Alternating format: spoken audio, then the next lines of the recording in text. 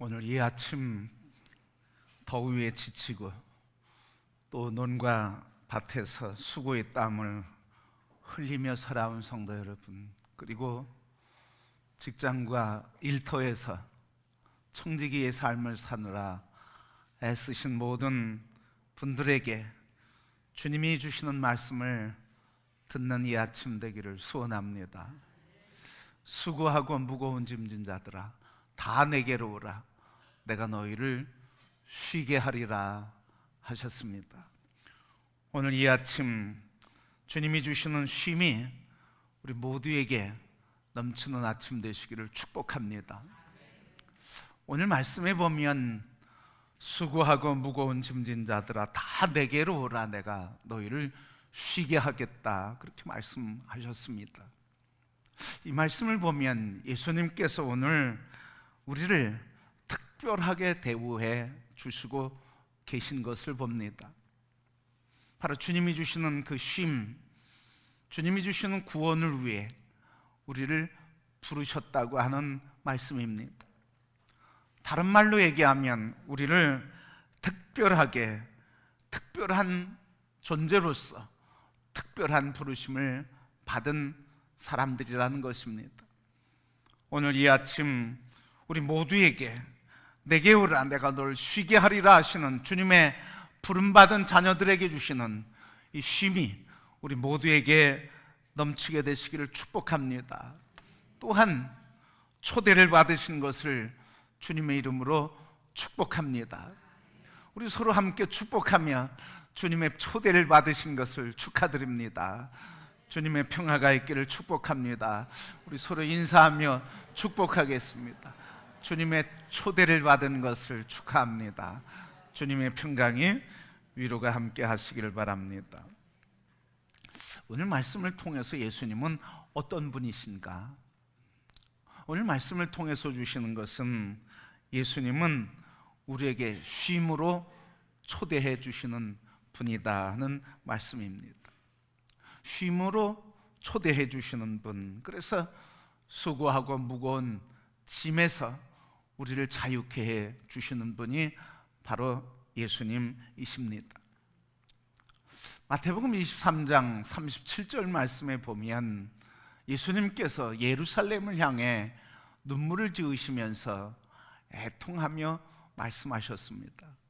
예루살렘아, 예루살렘아, 선지자들을 죽이고 내게 파송된 자들을 돌로 치는 자들이여, 암탉이 그 새끼를 날개 아래 모음과 같이 내가 네 자녀를 모으려 한 일이 몇 번이더냐. 그러나 너희가 원하지 아니하였도다. 오늘 말씀에 보면 하나님께서 보내신 선지자 죽이고 내게 파송된 자들을 돌로 치는 자들을 향해서 하시는 주님의 말씀입니다. 암탉이 그 새끼를 날개 아래 품으려 함과 같이 내가 너희를 품으려 한 것이 몇 번이더냐. 암탉이 새끼를 품과 같이 예수님께서 오늘 이스라엘 백성들을 품으신다고 하는 것을 말해주고 있습니다. 여러분, 암탉이 날개 아래 새끼를 품어서 어떻게 합니까? 그냥 이렇게 품어서 있질 않아요. 날개를 접죠. 접으면 새끼들이 다 그렇진 않지만 날개 아래 들어가는 새끼도 있고, 그리고 또 다른 새끼는 어떻게 됩니까? 날개 아래 품으면 가슴에 품어지게 되는 거예요. 그러니까 이 말은 다시 얘기하면 예수님께서 이 땅에 예루살렘과 이스라엘과 그리고 구원받아야 할 이 땅의 사람들을 품기 위해서 품을 갖고 품는 품이 있다고 하는 것입니다. 내가 너희를 품으려고 얼마나 했더냐. 바로 예수님은 우리에게 쉼의 품을 갖고 계신 분이에요. 그래서 예수님께서 품으실 때 그 품이 안기면 쉼을 얻게 되는 것입니다. 독수리가 병아리를 잡아먹으려고 할 때 어미 닭은 그 병아리를 지키려고 그 독수리와 싸웁니다. 심지어는 구렁이가 새끼를 잡아먹으려고 할 때도 이 어미 닭은 구렁이와 싸워서 구렁이를 물리칩니다. 바로 이렇게 주님께서 오늘 마태복음에 있는 말씀을 통해서 이렇게 원수와 압제자들과 그리고 공격해오는 적군들을 향해서 그를 싸우며 내 백성을 품에 안아주시겠다고 하는 말씀입니다. 오늘 주님께서 가지신 이 안전한 품, 구원의 품, 쉼의 품, 위로의 품, 우리에게 주신 하나님을 찬양합니다. 우리에게 이 품이 있다고 하는 것이 얼마나 기쁜 일인가요? 돌아갈 품이 있는 사람은 참 행복한 사람입니다. 이 땅에서 불행한 사람은 돌아갈 품이 없는 사람이에요. 해가 지고 땅거미가 지면서 어둠이 찾아올 때 돌아갈 집이 없는 사람은 참 외로운 사람이고 그리고 방황하는 사람입니다. 그래서 저녁 때 돌아갈 집이 없으면 참 외로워요. 그런데 돌아갈 집이 있는 사람은 집이 있기 때문에 행복합니다. 돌아가면 나를 받아줄 사랑하는 가족들이 있고 그리고 편히 쉴 집이 있고 그래서 내가 편안하게 쉴 품이 있는 그 집, 바로 그 집이 행복한 집이 되는 것입니다. 그러게 여러분, 우리의 인생의 가장 큰 행복은 무엇이겠습니까? 우리가 어떤 삶을 살지라도 우리를 그냥 품어주시는 주님이 계시다고 하는 그 품이 되신 예수님이 우리를 품어주시는 것, 그것이 우리에게 참 기쁨이요 행복인 줄 믿습니다.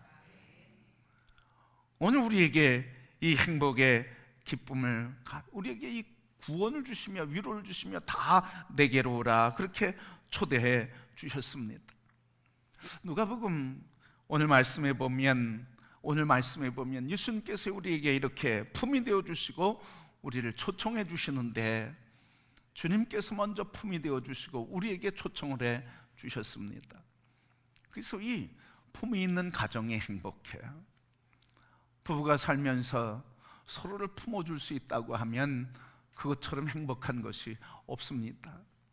아무리 비바람이 쳐도 집에 돌아갈 집이 있고 그 집에 나를 맞이해 줄 사람이 있다고, 가족이 있다고 하면 그 가족이 바로 천국인 것입니다. 어린아이들이 밖에서 아무리 외롭고 힘들고 아프고 그리고 눈물을 흘리는 아픔이 있다 할지라도 집에 돌아가서 어머니의 품에 안기면 그냥 아픔이 다 녹아지는 거예요. 그래서 어머니의 품이 있어서 아이들의 아픔이 다 녹아지고 아버지의 품에 달려가서 그 품에서 위로와 평강과 그리고 안식을 누리며 살아가는 그 가정, 그 자녀, 그 부모, 그 가정이 가장 행복한 가정인 것입니다. 성도 여러분, 우리 모두에게 예수 그리스도 우리를 품어주신 그 품에서 쉼을 얻으며 우리 모두가 서로에게 이렇게 품어주는 품이 되는 성도가 되기를 축복합니다. 가정에서 부부가 서로 품어주시길 바랍니다. 평생 살면서 외로운 부부는 왜 외롭습니까? 서로 품어주질 않아요. 아내는 남편은 아내를 품어주지 않아. 그래서 평생 살아도 따뜻한 품에 안긴 경험이 없는 사람도 있습니다. 그러기에 우리 가정을 행복하게 만드는 것, 그것은 바로 품이 있는 가정입니다. 우리 예수 그리스도의 품에 안긴 성도 여러분, 그 품으로 서로를 안아주며 서로를 품어주며 서로에게 쉼이 되어주는 성도들의 가정이 다 되시기를 축복합니다. 누가복음 15장 말씀에 보면 오늘 우리 말씀을 통해서 어떻게 이 품을 얻을 수 있을까? 예수님께서 품이라고 하셨는데 그 품에서 우리에게 쉼을 주고 위로를 주고 구원을 준다고 하시는데 어떻게 하면 우리가 이 쉼을 얻을 수 있을까? 누가복음 15장 11절 이하의 탕자 이야기를 통해서 가르쳐 주고 있습니다. 집안의 둘째 아들이 형을 제치고 먼저 유산을 나눠달라고 하고 그 이야기를 들은 아버지, 있을 수 없는 일을 이루면서 허락하면서 재산을 나누어서 둘째 아들에게 주었습니다. 둘째 아들이 그 재산을 가지고 다 가지고 나가서 세상에서 허랑방탕하며 살았습니다. 돈을 의지하고 살았습니다. 그러나 그 돈 다 떨어지고 기근이 일어나게 되니까 먹을 것, 머무를 곳이 없어서 돼지우리 거기에서 거하며 돼지가 먹는 열매를 먹으며 살게 되었습니다. 거기서 비참하게 살 때 이 아들이 생각하기를, 내 아버지 집에는 아버지 집에 있는 품꾼들은 먹을 것이 많도다. 그러나 나는 여기서 줄여 죽는구나. 내가 아버지께로 돌아가리라. 그러나 아버지의 아들이라 내가 역임을 감당치 할 수 없으니 나를 아버지의 종으로 삼으라고 말해야 되겠다 하며 아버지에게로 돌아갑니다. 그때 아버지가 이 아들을 달려나와서 품어주면서 목욕을 시키고 새 옷을 입히고 그리고 가락지를 끼겨주고 신발을 신기며 잔치를 벌여서 아들의 기쁨을 함께 나누고 축하의 잔치와 그리고 가락지에 손가락을 껴주며 손가락에 가락지를 껴주며 인장 반지를 껴서 권위와 권세를 허락하시고 자녀의 권세를 회복해 주었습니다. 여러분, 어떻게 하면 우리는 주님이 우리에게 쉼을 준다고 하고 위로와 평강을 준다고 하는데 우리는 어떻게 쉼을 얻을 수 있습니까? 그것은 첫 번째 오늘 말씀을 통해서 예수님께 돌아가야 하는 것입니다. 예수님께 돌아가지 않고는 그 쉼과 구원과 위로를 얻을 수가 없는 것입니다. 여러분, 주님께 돌아간다는 게 뭘까요? 주님께 돌아간다고 하는 말은 오늘 누가복음 15장에 있는 것처럼 아들이 아버지에게 갈 때 나는 아버지에게 죄인이로다, 아버지의 아들이라 여김을 받을 수가 없도다, 나는 종으로 하나밖에 종밖에 되지 않는다 하며 아버지에게 회개하면서 나는 죄인입니다 고백하며 돌아갈 때 아버지가 품어 주시고 잔치를 벌어 주신 것입니다. 여러분, 이렇게 아버지에게 돌아간다고 하는 것, 주님께 간다고 하는 것은 단순히 그냥 가는 것이 아니라 주님께 가는 것은 바로 회개를 말하고 있습니다. 돌이키는 것을 말하고 있습니다. 그때 참 기쁨이 있는 것입니다. 여러분, 주님께 돌아가는 자에게 기쁨이 있는데 오늘 돌아간다는 게 뭡니까? 돌이켜서 주님께 아버지의 품에 안긴다는 말입니다. 돌이킨다고 하는 말, 그것은 곧 회개인 것입니다. 여러분, 예수 믿으면서도 기쁨이 없는 사람들이 있어요. 평생 예수 믿으면서도 감사가 없는 사람이 있어요. 평생 예수 믿으면서도 얼굴에 인상을 쓰고 사는 사람들이 있어요. 왜 그렇습니까? 우리에게 진정한 기쁨, 세상을 이기는 기쁨, 환난을 이기는 기쁨, 순교를 이기게 하시는 기쁨의 능력, 그것은 바로 오직 하나밖에 없습니다. 그것은 바로 회개를 통해서 우리에게 구원의 기쁨을 주는 이 회개의 사건을 통해서 주시는 기쁨의 사건입니다. 여러분, 우리가 기도하고 날 때 기도해서 기쁘지만 진정한 그리스도인의 기쁨은 어디에서 오는 겁니까? 나의 죄를 깨닫고 죄를 회개하고 용서의 확신을 얻을 때 그때 기쁨이 있는 거야. 그런데 안타깝게도 예수를 믿으면서 이 회개의 사건이 없는 사람들이 있어요. 평생 신앙생활 하면서 회개의 사건이 없는 사람들이 있다는 거예요. 한 번도 회개한 적이 없어.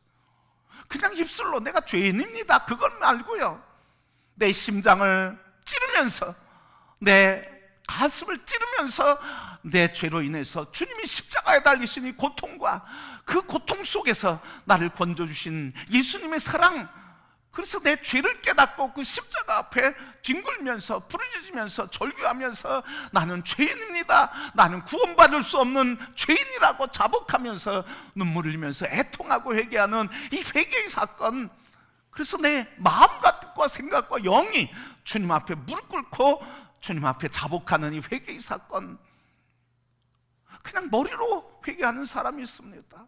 그냥 감정에 내가 잘못했다고 느끼니까 회개하는 사람이 있습니다. 그런 회개 말고요, 내 영혼을 흔들고 내 존재를 흔들며 내 인생을 흔들어 놓고 하나님 앞에서 나는 감히 설 수 없는 죄인이라고 부끄러움과 두려움 앞에 떨면서 엎드려서 감히 주님을 바라볼 수 없는 이 회개의 사건, 이 사건이야말로 우리에게 진정한 기쁨을 가져다 주는 겁니다. 성도 여러분, 우리에게 이 참 기쁨의 주님께 돌아가는 사건인 회개의 은혜가 우리에게 있기를 소원합니다. 회개가 없이는 기쁨이 없는 거예요. 예수 아무리 믿어도, 예배를 아무리 드려도, 기도를 아무리 해도, 아무리 충성하고 봉사해도 여러분, 진정한 기쁨, 환난과 시련과 아픔과 상함을 이길 수 있는 기쁨, 세상을 이기는 기쁨은 바로 회개할 때 주님이 주시는 구원의 기쁨밖에는 없는 것입니다. 여러분, 오늘 이 세상에 무슨 기쁨으로 살아가십니까? 그냥 돈이 있으면 기쁘고, 성공하면 기쁘고, 자녀 잘 되면 기쁘고, 건강하면 기쁘고, 세상에 붙들려서 사는 우리의 기쁨이 아니라, 건강이 부족하고 없어도, 가진 것이 부족하고 없어도, 다른 사람이 나를 미워하고 핍박해도, 이 세상의 어둠의 권세가 나를 공격해온다 할지라도 그것을 넘어서 이길 수 있는 기쁨은 주님이 우리에게 주시는, 회개하는 자에게 주시는 구원의 감격의 기쁨인 것입니다. 우리 모든 성도들에게 이 기쁨이 마르지 않기를 축복합니다. 날마다 주님과의 교제 속에서 나의 죄를 자복하며 나를 구원하신 주님의 사랑에 감사하며 그 기쁨과 감격 속에 무거운 모든 짐을 이기게 하시는 승리의 삶을 사는, 은혜를 누리는 성도들이 되기를 축복합니다. 그래서 진정한 기쁨, 세상을 이기는 기쁨, 환난과 고통을 이기는 기쁨, 실패를 이기는 기쁨, 상처와 아픔을 이기는 기쁨은 회개의 기쁨이라는 거예요. 이 기쁨을 가진 사람들 보니까 막 춤춰. 처음 은혜 받을 때 여러분 생각나시죠? 기뻐서, 감사해서 눈물을 흘리며 나 같은 죄인 살리신 하나님의 은혜 감사하면서 기뻐 춤추고 노래했던 여러분의 그 회개의 기쁨과 감격이 날마다 다시 살아나고 충만해서 그 감격 속에 세상을 이기는 성도가 되기를 축복합니다. 그 감격 속에 무거운 모든 짐들이 이겨지게 되고 승리케 되는 인생들을 다 살기를 축복합니다. 주님 그걸 우리에게 누리게 하시려고 지금 초청하시는 거예요. 우리를 초대하시는 거예요. 그래서 찬송 시인은 이렇게 고백했습니다. 어서 돌아오, 어서 돌아만 오. 지은 죄가 아무리 무겁고 크기로 주 어찌 못 담당하고 못 받으시리요. 우리 주의 넓은 가슴은 하늘보다 넓고 넓어. 어서 돌아오라고. 내가 내 안식과 구원과 평안과 쉼에 내가 너를 초대한다고. 어서 돌아오라고, 어서 돌아오라고. 집을 나간 자식을 기다리는 아버지의 심정으로 오늘 우리를 기다리시면서 내가 주는 쉼을 누리게 하시고자 기다리시는 주님을 바라보시기를 소원합니다. 그 품에 안기시길 바랍니다.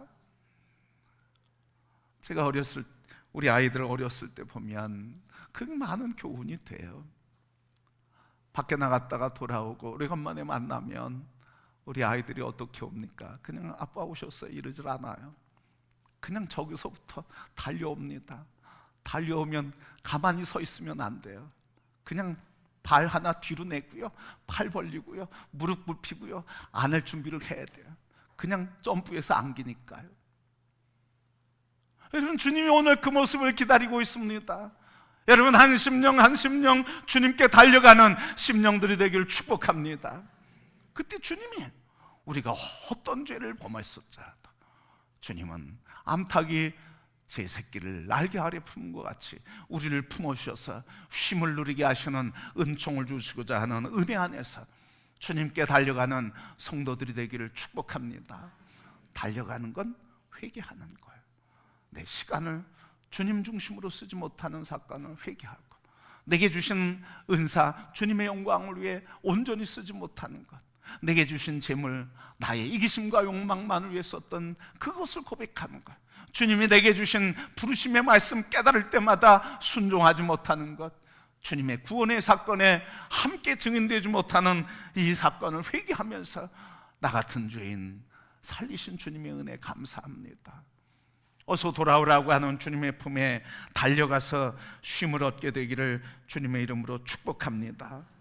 두 번째는 이 쉼을 얻으려면 배워야 돼요. 배워야 한단 말이죠. 오늘 본문 말씀 29절 말씀 보니까 나는 마음이 온유하고 겸손하니 나의 멍에를 메고 내게 배우라 그랬습니다. 예수님께 배워야 된대요. 이 배운다는 건요, 배워서 멍에를 치는 게 아니에요. 배워서 멍에를 쥐고 쉼을 얻는 게 아니에요. 먼저 뭐예요? 멍에를 짐으로써 배우는 거예요. 여러분, 멍에는 뭡니까? 예수님의 멍에 십자가잖아요. 우리의 멍에 십자가, 내가 짊어져야 할 십자가예요. 이 십자가를 질 때 주님이 우리에게 쉼을 주는 은혜를 경험한다는 거예요. 우리 힘이 있고 여유 있고 뭐 능력이 있을 때 뭐 십자가 진다고 생각하는데 그게 아니라는 거죠. 예수님께서 지신 십자가, 내게 있는 십자가를 짊어질 때 그때 배우게 된다는 거예요. 뭘? 그 십자가가 결코 무겁지 않구나. 그 십자가 결코 감당하지 못할 게 아니구나. 왜 그렇습니까? 십자가는 누가 지는 거예요? 주님이 지는 거예요. 우리는 그 주님이 지신 십자가에 동참하는 것뿐이에요. 오늘 이 말씀에 보면 멍에라는 말이 나옵니다. 이스라엘의 농경 문화에 밭을 갈 때, 이 밭을 갈 때 소에 멍에를 메우는데 두 마리가 한 결의가 돼서 밭을 갑니다. 그러니까 멍에가 두 개죠. 그래서 이 멍에가 두 개인데 바로 한 멍에는 누구라는 거예요? 한 멍에는 예수님이라는 거예요. 멍에를 메는 분은 예수님이라는 거예요. 나머지 소는 누가 멍에를 맨다는 거예요? 오늘 우리가 멍에를 맨다는 거예요. 여러분, 아버지와 자녀가 멍에를 매면, 어린 자녀가 멍에를 매면 멍에를 누가 맵니까? 아버지가 매는 거죠. 자식은 뭐 하는 거예요? 그냥 아빠 멍에 맸는데 나도 참여했다고 그냥 뭐해? 힘들어합니까? 기뻐하죠. 아빠가 멍에 매니까 자식은 그냥 기뻐하는 거예요. 그냥 쉬운 거예요. 그냥 가는 거예요. 즐겁게 얘기하면서 가는 거예요. 바로 예수님께서 십자가를 진 그 멍에 우리는 그냥 참여하는 거예요. 믿음으로. 주님이 지셨습니다. 그 십자가 나 때문에 지셨습니다. 내가 지고 가야 할 십자가인데 주님이 지신군요. 제가 그 십자가 지고 가겠습니다. 믿음으로 동참하는 거예요. 그럴 때 배우는 거예요, 여러분. 그럴 때 배우는 거예요. 내게 주신 십자가가 감당할 수 없는 것 같은데, 순종할 수 없는 것 같은데 순종하니까 하나님께서 일을 이루시는 것을 봐요. 그래서 이 멍에를 메고 이 쉼을 경험하는 사람들의 고백은 한결같습니다. 뭐라고 고백합니까? 내가 할 수 없었는데 주님이 하게 하셨습니다. 주님이 하게 하셨대. 고난 속에서도 그 고난을 내가 감당할 수 없는데 주님이 감당하게 하셨습니다. 환난도 감당하게 하셨습니다. 용서하는 것도 나는 용서할 수 없는데 주님이 용서하게 하셨습니다. 십자가를 지고 순종하니까 하나님의 역사를 배우게 되고 체험하게 되고, 그래서 그 역사 속에서 쉼을 얻게 되는 거예요. 그러니까 십자가를 지지 않고는요 쉼을 누릴 수가 없다는 거예요. 하나님께 배울 수 없다는 거예요. 여러분, 오늘 내게 주신 기도의 십자가, 오늘 내게 주신 헌신과 봉사의 십자가, 오늘 내게 주신 주님의 사랑을 나누는 모든 십자가 짊어질 때 그때 우리에게 주님이 주신 쉼, 평안, 가벼움을 발견하게 돼요. 우리 온 인생에 주님께 배우는 성도가 되기를 축복합니다. 그래서 오늘 주님께 배우느라 그렇게 말씀하셨어요. 이렇게 십자가 지고 그리고 주님께 배우며 주님께 나갈 때 하나님 우리에게 어떤 복을 주시는지 29절 하반절에 있는데, 그리하면 너희 마음이 쉼을 얻으리라 그랬습니다. 쉼을 얻는다고 하는 말은 이 원래 말에 찾다, 발견하다는 뜻이에요. 찾는다, 발견하다, 찾다, 발견하다는 거예요. 멍에를 메고 짐을 지고 십자가를 지고 가면 발견한대요. 뭘 발견한다고요? 쉼을 발견한대요. 그전에 인천에서 목회하는데, 검단 지역에 목회하는데 그 지역에 앞에 산이 있었습니다. 근데 그 앞산에 이 주민들이, 마을 사람들이, 농사 짓는 사람들이 많으니까 산에 올라가질 않았어요. 그러니까 수십 년 동안 그 산 그대로 있어요. 근데 그 산에 올라가면 솔밭이 있고 그리고 황토가 있습니다. 황토 위에 솔밭이 있고, 그런 솔밭에 올라가는데 가을이 되면 솔잎이 노래져 가지고 떨어져서 수십 년 쌓였으니까 이렇게 쌓여 있는 거예요. 그러면 그 솔잎 위에 그냥 벌러덩 누워서 소나무 사이에 비추는 하늘빛을 보면서 쉬곤 했습니다. 근데 어느 봄에 갑자기 생각이 나는 거예요. 어렸을 때 생각이 나는 거예요. 산에 다니면서 더덕을 캤던 생각이 나는 거예요. 그런데 더덕을 잊어버렸어요. 어떤 모양인지 잊어버렸어요. 그래서 더덕이 꽃이 피면 향기가 진하니까 꽃이 피면 쉽게 볼 것이다. 그런데 꽃이 핀 것을 보게 됐습니다. 그런데 그때부터 더덕을 캐먹기 시작하는데 그 산에서 우리 가족만 캤어요. 동네 사람들은 거기 더덕이 있는지도 몰라요. 농사 짓기 바쁘니까. 그런데 그곳에서 2년 반, 3년 가까이 더덕을 캐먹었습니다. 황토에 나오는 더덕. 그걸 지금도 맛보는 거 어디서 맛볼 수가 없어요. 근데 어느 날 우리 애들이랑 같이 올라가게 됐습니다. 더덕 캐러 가자. 우리 아이들에게 더덕이 이런 거야. 하나 뿌리 캐서 더덕 잎이 이렇다. 그렇게 알려주고 나서 더덕을 찾는데 아이들이 그 주변에 아빠 여기 더덕이야. 여기도 있네요. 여기도 있네요. 여기도 있네요. 그 더덕이 있다는 소리를 지르면서 기뻐하는 거예요. 왜 기뻐하는 거예요? 더덕을 발견했기 때문에 기쁜 거예요. 그렇습니다, 여러분. 바로 하나님의 쉼은 언제 오는 거예요? 발견하는 자에게 오는 거예요. 찾는 자에게 오는 거예요. 그래서 예수님께서 찾으라, 구하라, 두드리라, 내가 너에게 주겠다고 하시는 말씀이에요. 여러분, 이 시간에 앉아있다고 하나님의 기쁨이 오는 게 아닙니다. 이 시간에 예배드린다고 그냥 기쁨이 있는 게 아닙니다. 주님께 나아가 나의 죄를 자복하고 나는 죄인입니다, 하나님의 임재 앞에 서서 나의 죄를 자복하고 그리고 찾게 될 때, 구하고 찾게 될 때, 그때 우리에게 쉼이 오고 기쁨이 오는 것입니다. 오늘 이 아침 성도 여러분, 우리의 마음이 주님께 향하기를 원합니다. 주님, 내게 주시는 그 기쁨 찾기를 원합니다. 내게 주시는 그 기쁨 발견하기를 원합니다. 그 기쁨을 발견하고 기뻐하는 기쁨이 오늘 우리에게 주는 선물이라고 하는 말씀입니다. 이번 여름에 많은 분들이 더위에 지쳐 있습니다. 또 휴가를 떠나고 쉼을 얻습니다. 이번에 우리가 이 여름 기간에 꼭 진정한 기쁨을 주는 쉼이 우리에게 있기를 소원합니다. 바로 예수 그리스도의 말씀을 붙들고 주님과 교제하며 주님께 돌아가며 말씀이 가르치는 대로 나의 삶을 돌아보고 나의 인생을 돌이키고 회개하며 말씀에서 나의 삶을 점검하며 회복하는 삶을 살 때 이 여름 육체의 쉼만이 아니라 영적인 쉼도, 영적인 기쁨도, 세상을 이기는 기쁨도 충만하게 되는 줄 믿습니다. 이번 여름에 성도 여러분, 주님의 부르심을 듣기를 소원합니다. 수고하고 무거운 짐 진 자들아 다 내게로 오라. 내가 너를 쉬게 하리라.